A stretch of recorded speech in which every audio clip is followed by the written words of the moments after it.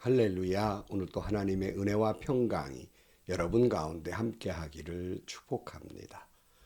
오늘 또 묵상의 말씀을 통해서 나에게 주시는 하나님의 말씀을 듣는 은혜로운 시간이 되기를 축복합니다. 이 시간 하나님께서 우리에게 허락해 주신 말씀은 요한복음 7장 25절에서 36절 말씀입니다. 예루살렘 사람들 가운데에서 몇 사람이 말하였다. 그들이 죽이려고 하는 이가 바로 이 사람이 아닙니까? 보십시오. 그가 드러내놓고 말하는데도 사람들이 그에게 아무 말도 못합니다.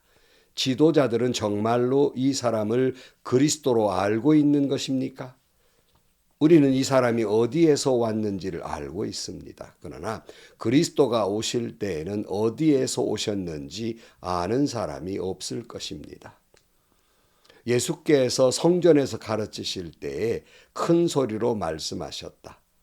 너희는 나를 알고 또 내가 어디에서 왔는지를 알고 있다. 그런데 나는 내 마음대로 온 것이 아니다. 나를 보내신 분은 참되시다. 너희는 그분을 알지 못하지만 나는 그분을 안다.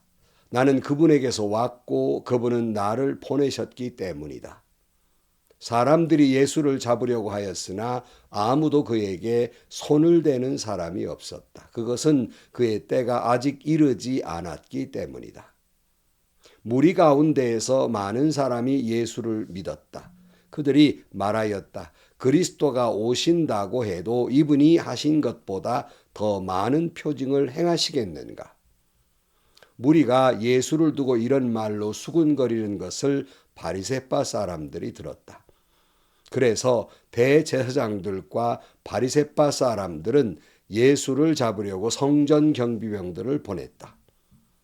예수께서 그들에게 말씀하셨다.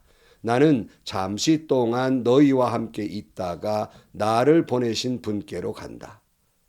그러면 너희가 나를 찾아도 만나지 못할 것이요 내가 있는 곳에 너희가 올 수도 없을 것이다. 유대 사람들이 서로 말하였다. 이 사람이 어디로 가려고 하기에 자기를 만나지 못할 것이라고 하는가? 그리스 사람들 가운데 흩어져 사는 유대 사람들에게로 가서 그리스 사람들을 가르칠 셈인가? 또 너희가 나를 찾아도 만나지 못할 것이요 내가 있는 곳에 너희가 올 수도 없을 것이다 한 말은 무슨 뜻인가? 아멘. 예수님의 가르침에 놀란 사람들에게 예수님은 하나님께로부터 난 말씀을 전한다고 말씀하셨습니다. 요한복음 7장 18절 말씀에 자기 마음대로 말하는 사람은 자기의 영광을 구하지만 자기를 보내신 분의 영광을 구하는 사람은 진실하며 그 사람 속에는 불의가 없다 말씀하시면서 겉으로 판단하지 말고 하나님의 말씀도 그 깊은 뜻을 헤아리고 하나님의 말씀, 즉 율법의 본 뜻이 무엇이냐는 거예요. 본 뜻은 사람을 살리라는 것인데 하나님의 법은 사랑하라는 것인데 너희들은 겉으로 문자적으로 말씀대로 산다고 하면서도 하나님의 본뜻 사람을 살리고 사랑하라는 말에 실천하지 아니하고 내가 안식일에 사람을 성하게 했다고 나를 죽이려 드느냐 이렇게 책망하신 것입니다. 그러나 예루살렘 어떤 사람들이 말합니다. 25절이에요. 오늘 본문이죠. 예루살렘 사람들 가운데서 몇 사람이 말하였다. 그들이 죽이려고 하는 이가 바로 이 사람이 아닙니까? 보십시오. 그가 드러내놓고 말하는데도 그들이 그에게 아무 말도 못합니다. 지도자들은 정말로 이 사람을 그리스도로 알고 있는 것입니까? 그러니까 예수님이 조용히 가르치시는데 예루살렘에 있던 몇몇 사람들이 당시 종교 지도자들, 유대인들이 자신들의 기득권이 허물어지고 있고 자신들의 권익과 이익을 흔드는 예수님을 지난 시간에 미쳤다고 말하면서 안식일의 율법을 어겼다고 말하면서 예수님을 죽이려 들지 않았습니까? 예루살렘 사람들이 이것을 알았어요. 그런데 그렇게 기세등등했던 사람들이 막상 예수님이 드러내놓고 말씀을 가르치는데도 입을 딱 다물고 있는 거예요. 그러니까 이 예루살렘 몇몇 사람들이 아니 우리 지도자들이 지금 예수님을 그리스도로 그러면 인정하는 것인가 라고 말합니다. 이 말은 비웃는 거예요. 그러니까 언제는 죽이려 들더니 막상 드러내놓고 말하니까 꼼짝 못하는구만, 이런 비웃음입니다. 안식일을 어겼고 율법을 어겼다고 미친 사람이라고 죽여야 한다고 하던 사람이 꼼짝 못하는 거예요. 27절입니다. 우리는 이 사람이 어디에서 왔는지를 알고 있습니다. 그러나 그리스도가 오실 때에는 어디에서 오셨는지 아는 사람이 없을 것입니다. 즉, 이 예루살렘 몇몇 사람들이 지금 이 말씀을 가르치는 예수가 어디 사람인지 우리는 다 안다는 거예요. 갈릴리 사람 아니냐 하는 거예요. 직업은 목수 아니냐, 뭐 우리가 그가 어디서 왔는지 다 아는데 그런 촌구석에서 왔다 갔다 한 사람이 무슨 뭐 가르치면 뭘 가르치고 병 고치고 기적을 행한다면 뭘 하겠느냐, 도무지 이해할 수가 없었습니다. 그러니까 이들은 예수님의 겉모습만 알 뿐 정작 예수님의 깊은 곳, 즉 하나님의 아들임을 모르고 있는 거예요. 그 겉으로 판단을 하고 있는 것이죠. 28절입니다. 예수께서 성전에서 가르치실 때에 큰 소리로 말씀하셨다. 너희는 나를 알고 또 내가 어디서 왔는지를 알고 있다. 그동안에 어떻게 가르쳤죠? 조용히 가르쳤거든요. 근데 이들이 수군대니까 예수님을 바로 알지 못하고 마치 예수님을 아는 척하니까 너무 답답하니까 고함을 치듯 말씀하신 거예요. 그러면서 그런데 내 마음대로 온 것이 아니다. 나를 보내신 분은 참되시다. 그분을 알지 못하지만 나는 그분을 안다. 나는 그분에게서 왔고 그분은 나를 보내셨기 때문이다. 사람들은 아까 말씀드린 대로 그 갈릴리 촌구석 한 청년 아니냐, 우리가 아는데 그 아버지 요셉 어머니 마리아 아들 아니냐, 직업은 그저 천한 목수고 언제 뭘 앞비들에게 배운 적도 없는데 뭐 이런 사람을 가지고 그러느냐 하고 예수님을 겉으로 판단하고 있는 겁니다. 도무지 예수님이 어디서 왔는지 알지 못하고, 아니 알려고도 하지 않고 있기에 답답해서 큰 소리를 낸 것입니다. 30절입니다. 사람들이 예수를 잡으려고 하였으나 아무도 그에게 손을 대는 사람이 없었다. 그것은 그의 때가 아직 이르지 않았기 때문이다. 그러니까 예수를 죽이려고 하기는 하는데 감히 예수님에게 손을 대지 못하는 거예요. 물론 아직 그들의 마음이 그렇게 극악하게 되지 않는 것은 곧 예수님의 때가 아직 이르지 아니했을 것이고, 또 그들이 예수님의 가르침과 행하시는 모습을 보니까 예수님을 죽이려던 사람들이 감히 접근하지 못하는 거예요. 왠지 우리가 사람을 보면 그 사람이 중요한 사람인가 어떤 포스, 아우라가 있거든요. 그러니까 감히 가까이 못하는 겁니다. 마치 어두움이 빛을 가까이 못하는 것처럼 가까이 못하는 거예요. 그러나 그런 중에도 그래도 믿는 사람은 있어요. 31절입니다. 무리 가운데에서 많은 사람이 예수를 믿었다. 그들이 말하였다. 그리스도가 오신다 해도 이분이 하신 것보다 더 많은 표징을 행하시겠느냐. 즉 하나님의 아들이 아니라면, 메시아가 아니라면 어떻게 이런 일을 다 할 수 있겠느냐 하고 믿는 사람도 있었습니다. 32절입니다. 무리가 예수를 두고 이런 말로 수군거리는 것을 바리새파 사람들이 들었다. 그래서 대제사장들과 바리새파 사람들은 예수를 잡으려고 성전 경비병들을 보냈다. 이게 군중들이 수군수군하기를 시작했어요. 정말 메시아인가? 그렇게 수군대는 것을 바리새파 사람들이 이걸 들었단 말이에요. 대제사장들이 들었어요. 근데 여러분, 이 사람들의 관심은 예수님이 진짜 메시아인가 아닌가 별로 중요하지 않았어요. 이들의 온통 관심은 예수님 때문에 자기들의 위치, 즉 기득권이 흔들리고 이익이 해가 되는 것만을 생각하고 예수를 잡으려고 경비병을 보낸 것이에요. 자기에게만 집착하고 있다는 말이에요. 메시아인지 아닌지 별로 중요하지 않아요. 이처럼 오늘날에도 믿음의 공동체 안에서 갈등을 빚는 모습을 보면 예수님의 진리의 말씀인가 아닌가, 이것이 진정 하나님의 뜻인가 아닌가의 논쟁이 아니라 그건 겉으로 드러난 그저 표이고 속내막을 보면 내게 이익인가 손해인가, 내 기득권에는 이상이 없는가, 내 권리나 이익에 침해당하지는 않는가, 여기에 온통 관심이 있기 때문에 갈등이 깊어지는 거예요.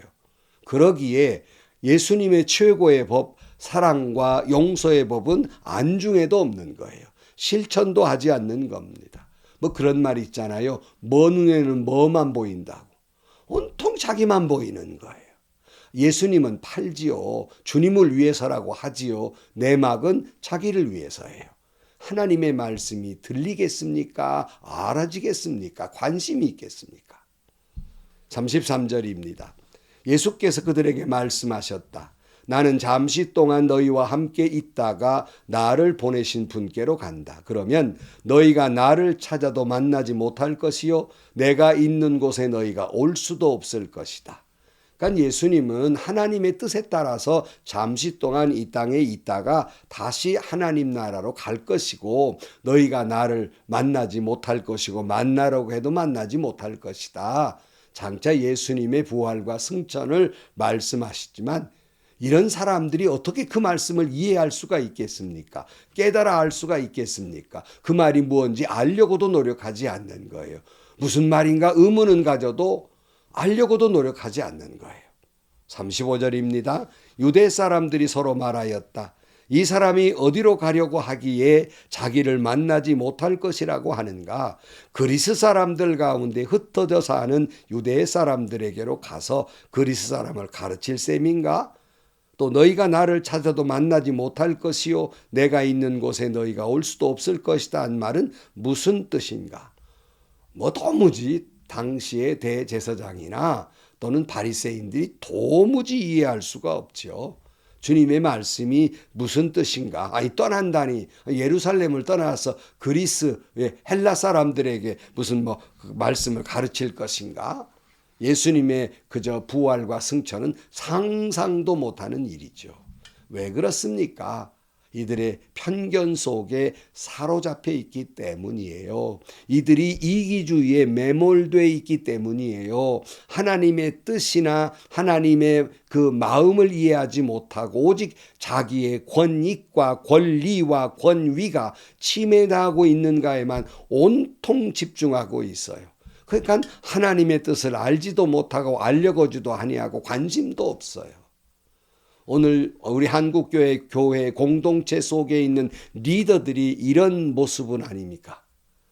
겉모습으로는 하나님의 이야기를 하고 교회 이야기를 하면서도 하나님의 뜻에는 관심이 없어요.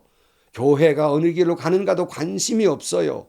겉으로는 그렇게 말하지만 속내막에는 자기들의 기득권에만 관심을 두고 하나님 팔뿐, 하나님 팔이를 하고 있을 뿐 하나님의 뜻에 관심이 없어요. 그러므로 교회의 공동체의 갈등이 깊어지는 주요 요인이 되는 것입니다. 그러니까 말씀을 들어도 말씀을 읽어도 하나님의 말씀이 들리지 않고 깨닫지 않고 관심도 없고 실천도 하지 않는 거예요. 다시 말씀드리지만 하나님의 법은 살리는 거예요. 하나님의 법은 사랑이에요. 관심 없어요. 내 이익만 관심이 있고 내 권리가 권위가 침해당하는가 이것만 내 포지션이 확보됐는가 이것에만 온통 교회 리더들이 관심이 있어요.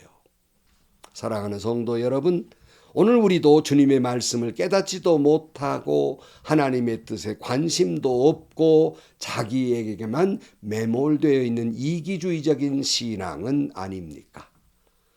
사도 바울이 사도행전 9장 18절 말씀에 곧 사울의 눈에 비늘 같은 것이 떨어져 나가고 그는 시력을 회복하였다. 눈이 보이지 아니할 때 그가 비늘이 벗겨지고 시력을 회복한 것처럼 바라기는 한국교회가 한국교회 리더들이 내 기득권과 권위와 권리와 권익에만 눈이 어두워져서 비닐이 덮어져 있는 것들이 다 거두어지고 오직 하나님의 말씀을 깨닫고 하나님의 말씀을 실천해서 오직 하나님께만 영광을 돌리는 그런 여러분들이 되시기를, 그런 한국교회가 되기를 주의 이름으로 축복합니다.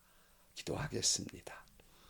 하나님, 바리새인들은 그저 문자적으로 그 말씀을 기계적으로 실천했을 뿐 하나님의 마음을 이해하지 못했던 것처럼 오늘 우리들이, 오늘 한국교회의 공동체의 리더들이 자기의 권익이나 권리나 또는 자기의 포지션에만 관심이 있을 뿐 하나님을 위한다는 표만 있을 뿐 정작 자기를 위한 모습들을 보입니다. 주님, 자기의 욕망과 자기의 욕심으로 어두워진 그 눈에 그저 비늘들이 벗겨지고 영적인 시력을 회복해서 오직 하나님의 말씀, 하나님의 뜻, 하나님의 마음을 보고 그 말씀 가운데 실천에 살아서 하나님께 영광이 되게 하여 주옵소서. 예수님의 이름으로 기도하옵나이다. 아멘. 성도 여러분, 오늘 여러분의 관심은 어디에 있습니까?